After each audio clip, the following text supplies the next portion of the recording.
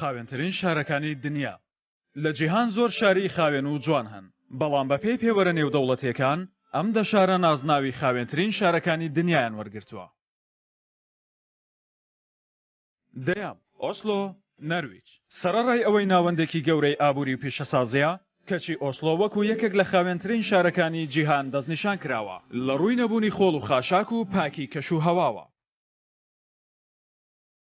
نۆیەم ڤیەنا نەمسا گەورەترین شاری نەمسایە و نزیکەی 2 میلیۆن کەسی تیا ئەژیت. بەهۆی ئەوەی هەماهەنگێکی گەورە لە نێوان دانیشتوان و دەستەڵاتەکەیدا هەیە بۆتە یەکێک لە شارە خاوێنەکانی جیهان.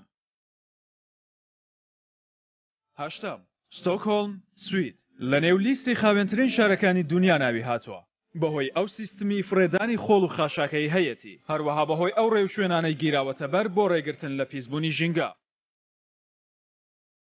حوتەم کوبی یابان یەکێکە لە پێشکەوتووترین شارەکانی ژاپۆن لە ڕووی تەکنەلۆژیەوە لەگەڵەوەشدا خاوێنترین و سەوزترین شاری ئەم وڵاتەیە و لە لیستی شارە خاوێنەکانی جیهاندایە.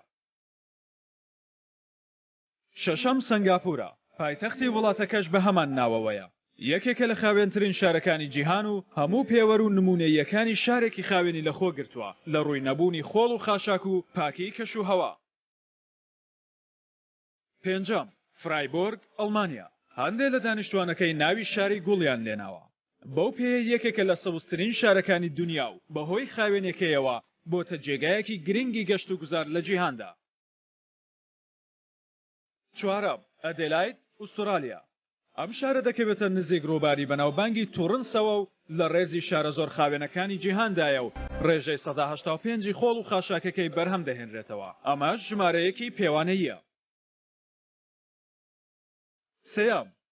زیۆرخ سویسرا گەورەترین و خەرەباڵغترین شاری سویسرایە و یەکێکە لە شارە گەشتیارە بەناوبانگەکانی جیهان لەگەڵەوەشدا لە ڕێزی پێشەوەی خاوێنترین و تەندروستترین شارەکانی جیهانە. دووەم لوکسمبۆرگ پایتەختی وڵاتەکە کە هەمان ناوی هەڵگرتووە پێی دەوترێت دڵی سەوزی ئەوروپا بەو پێیە یەکێکە لە خاوێنترین و سەوزترین شارەکانی جیهان. یەکەم کاگاری کەنەدا خاوێنترین شاری هەموو جیهانە سەرەڕای ئەوەی بەراورد بە شارەکانی دیکە چڕی دانیشتوانی زۆرە کەچی لە پلەی یەکەمی شارە خاوێنەکانی دنیادایە. بە بڕیارێکی حکوومەتی لۆکاڵی شارەکە ڕێ لە هەموو جم و جۆڵێک دەگرێت کە خۆڵ و خاشاکی لێ دەکەوێتەوە یان کەش و هەوا و ژینگە پیس دەکات.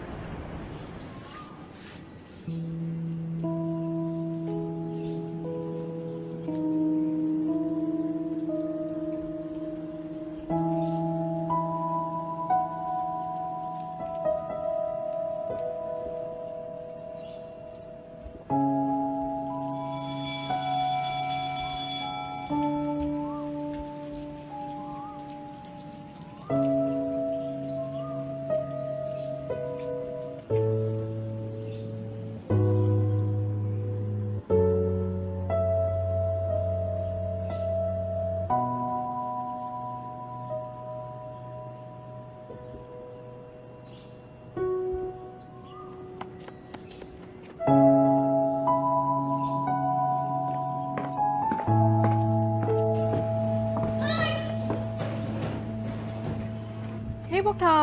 พรชัยอยู่ไหนน่ะมันมาทำเวรนี่หรือแล้วครับครูหมายความว่าไงมึงเคยบอกครูเขาทำไม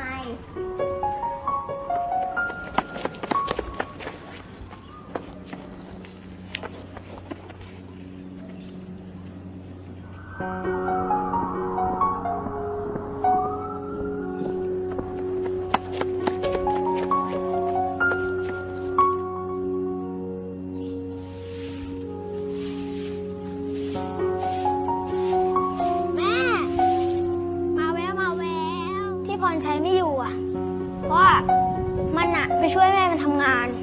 กลับไปทำงานบ้านว่าด้วยกับแม่เราจะได้กลับบ้านพร้อมกันไง